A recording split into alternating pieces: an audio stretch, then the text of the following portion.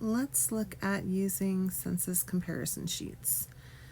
This person was alive from 1853 to 1921, so we are going to look at the censuses created in his life and make a table basically of everybody who was in the household at any given time, starting with the 1860 census.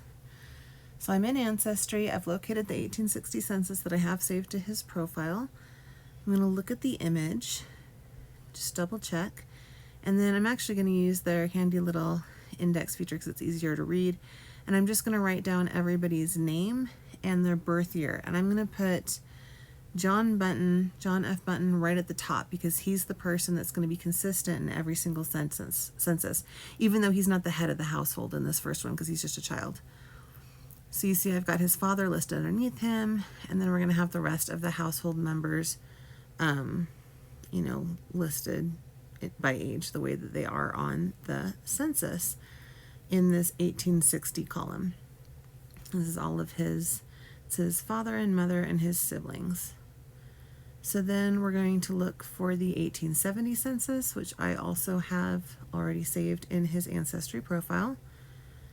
And we're going to open that up. The thing about this one is that it's actually, somebody put it into the computer when they transcribed it as Gunton.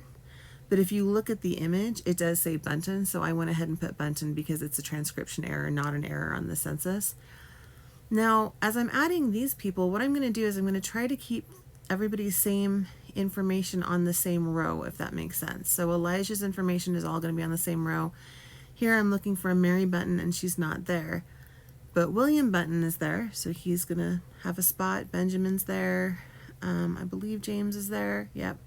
And then we've got some new siblings. But Mary and Jacob have presumably moved on to households of their own. So here we've got Peter and Abraham and Ulysses. Baby Ulysses. Okay, looking at the 1880 census, I actually don't have that saved. The next one I've got saved is 1900. So we're just going to go ahead and do the 1900 census. I have this on the next page, which is handy because at this point, between 1870 and 1900, there's a lot of changes. And John F. Button is now the head of his own family. So we've got a whole different set of people living in this household. It would be handy if he had, his parents living with him or something to have sort of this table continue. But as it stands, because it's all new people, I'm actually glad that it's on this other piece of paper. So I'm going to go ahead and put him at the top, and then I'm going to not worry about the rows from the other page. This is as though we're starting a brand new page, and I'm going to list everybody in his household. We've got his spouse, and then we have children. And I hate when people do this. This is the enumerator just wrote down initials instead of the full names for the children.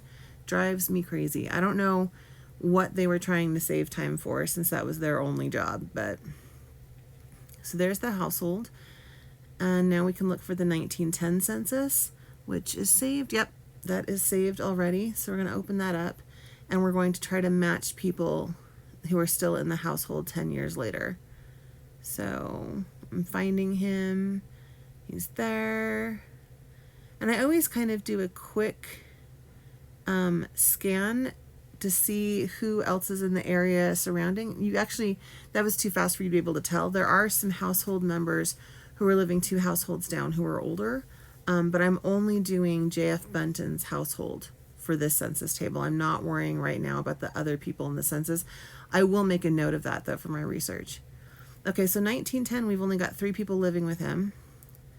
And now I don't have any more censuses saved, so I need to find the 1920 census and preferably the 1880 census. So we're looking for the 1920 census first.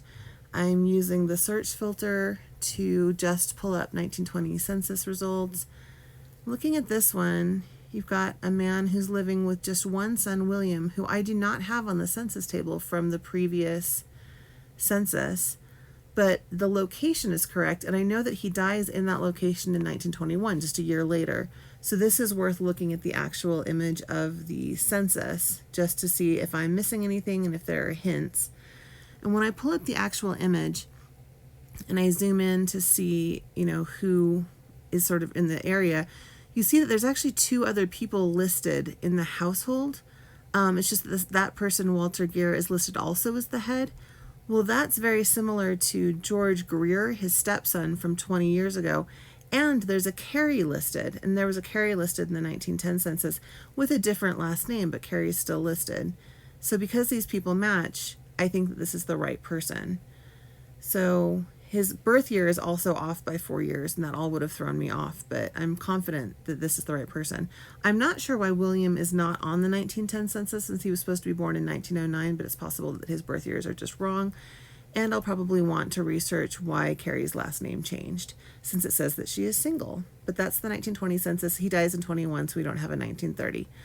So now it's time to go back and see if we can find this 1880 census, because so much happens between 1870 and 1900. Obviously, we want more information.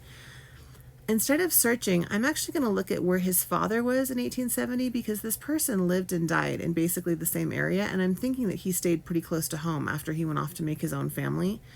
So if you look at where his father's listed in the 1880 census, we kind of zoom in. There he is. I'm just double checking to make sure he's not listed in the household, and he's not, but he is listed in the farm next door. And I know that this is him because Mary is the wife that I am familiar with, because Nancy, the daughter listed here, is the direct ancestor that I was originally looking for. That's the line goes through Nancy. So these names are familiar to me, and I am comfortable adding them to this table. Because it says own household, we've got new people who go down at the bottom, and I am going to be lazy, and I am going to just draw some rectangles to make it easy for myself and add in Mary and their 3 children. Now, the 1890 census, of course, burned up. We don't spend a lot of time looking for that one. And it's possible that there is a parallel between this Sarah Bunting, who seems to have been born around the same time as Emma Bunting is listed in the 1900 census. It's possible that's the same person. That is something that I'm going to want to follow up on. But in the meantime, this is a pretty complete look of what J.F. Bunton's household looked like at any given time.